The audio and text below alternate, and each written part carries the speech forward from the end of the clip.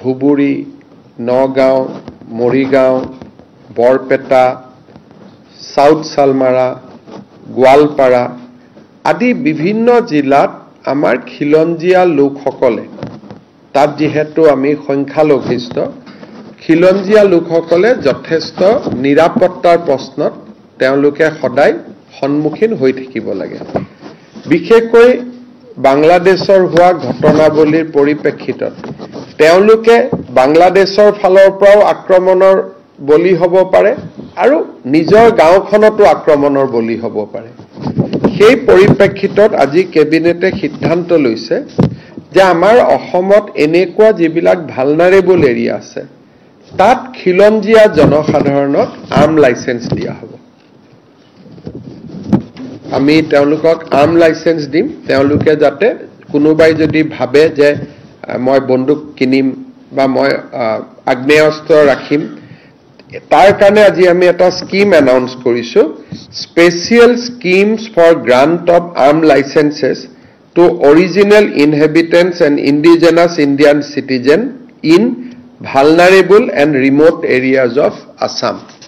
আমাৰ বহুত সময়ত আমি দেখা পাওঁ যে নিৰাপত্তাৰ প্ৰশ্নত তেখেতসকল ভোগ কৰি থাকে আৰু বিশেষকৈ এতিয়া যেহেতু বাংলাদেশী নাগৰিক আদি বিতৰণৰ বহুত কাম আমাৰ চলি আছে, গতিকে এই অঞ্চলবিলাকত আমাৰ যিখিনি থলুৱা খিলঞ্জীয়া লোক আছে তেওঁলোক যথেষ্ট নিৰাপত্তাৰ এটা শংকাত ভুগি থাকে আৰু কিছুমান গাঁৱত অকণমান তেওঁলোকৰ পপুলেশ্যন আছে। ক'ৰবাত ধৰক মই এতিয়া নিজেই জানো যে বাঘবৰ জনিয়াৰ ভিতৰত এখন গাঁৱত কৰবাত 500 ঘৰ মানুহে বাকী আছে আৰু কোনো নাই। গতিকে এতিয়া সেই মানুহখিনিৰ কোনোবাই যদি চৰকাৰে বন্দুকটো কিনি নিদিয়ে, কিন্তু কোনোবাই যদি লাইসেন্স বিচাৰে আমি তেওঁলোকক উদাৰভাৱে লাইসেন্স দিম যাতে তেওঁলোকে নিজৰ ৰক্ষণাবেক্ষণ কৰিব পাৰে। এইটো এটা সেই অঞ্চলৰ মানুহৰ বহুদিনীয়া এটা অনুৰোধ আৰু দাবী আছিলে। ইয়াৰ ফলত ঢিং, ৰূপহী, লাহৰীঘাট এই অঞ্চলবিলাকৰ পকেটত যিবিলাক আমাৰ অসমীয়া মানুহ এতিয়াও আছে তেওঁলোকে সদায় ভয়ত জাগাখিনিৰ পৰা ওলাই আহিব লাগে, মাটি বাৰী বিক্ৰী কৰি ওলাই আহিব লাগে। এতিয়া আমি তেওঁলোকক কৈছো যে চৰকাৰে আপোনালোকে লাইসেন্স খুজক, আমি আৰ্মছ লাইসেন্স আপোনালোকক দি দিম, আপোনালোকে তাত অন্তত এটা সাহসেৰে সৈতে থাকিব পাৰিব। চৰকাৰেতো সাহস দিয়ে আছে, এটা অতিৰিক্তভাৱেও আপোনালোকে এটা সাহস পাব। এই এটা সিদ্ধান্ত আজি কেবিনেটে খুব এটা important milestone, vulnerable and remote area. গতিকে ৰিমোট এৰিয়া বুলি ক'লে সাউথ সালমাৰা পৰি গ'ল, ভালনাৰেবল এৰিয়া বুলি ক'লে যদিও ৰিমোট নহয়, ঢিং ৰূপহীৰ অসমীয়া মানুহখিনিৰ কাৰণে এইটো ভালনাৰেবল এৰিয়া হৈ গ'ল।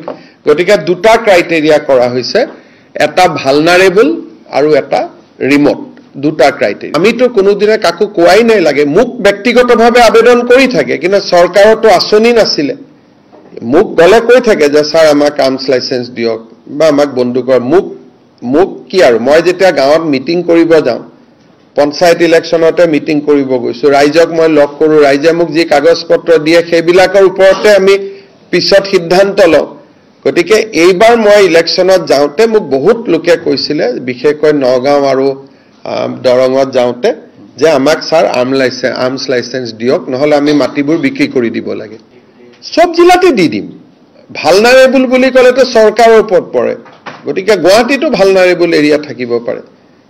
আপুনি যদি ভাবে যে গুৱাহাটীত আমি কোনোবা এখন জাগাত আমাৰ হাতীগাঁৱত দিব লাগে, সেইটো ভালনাৰেবল এৰিয়া হৈ গ'ল। গতিকে এটা চৰকাৰৰ ওপৰত কথা, ভালনাৰেবল এণ্ড ৰিমোট। খালি আপোনালোকে ভালনাৰেবল আৰু ৰিমোট বুলি ক'লে কি বুজে বুজাবৰ কাৰণে মই উদাহৰণ দিছো, কিন্তু এইটো আপ টু দা গভৰ্ণমেণ্ট। গভৰ্ণমেণ্টে য'তেই ভাবে ভালনাৰেবল আৰু ৰিমোট বুলি তাতেই দিব পাৰিব। গতিকে এইটোৰ ফলত আমাৰ মানুহখিনিৰ নিৰাপত্তাৰ এটা সমস্যা এটা সমাধান। আৰু এইটো বহুত দিনৰ পৰা ডিমাণ্ড চলি আছিল যে ইণ্ডো বাংলা বৰ্ডাৰত, এইটো অসম আন্দোলনৰ দিনৰ পৰা এইটো ডিমাণ্ড চলি আছিলে। 85ত বা পৰৱৰ্তী সময়তে যদি আমি দি দিলোহেঁতেন, বহুত মাটি আমি তেতিয়াই বচাব পাৰিলোহেঁতেন। এতিয়া বহুত মানুহে পাৰ হৈ গুচি আহিলে আৰু গুৱাহাটীত আহি চবেই সেফ জাগাত লেণ্ডিং কৰি গ'ল আৰু। গতিকে নহ'লে আমি বহুত মাটি তেতিয়াই বচাব পাৰিলোহেঁতেন।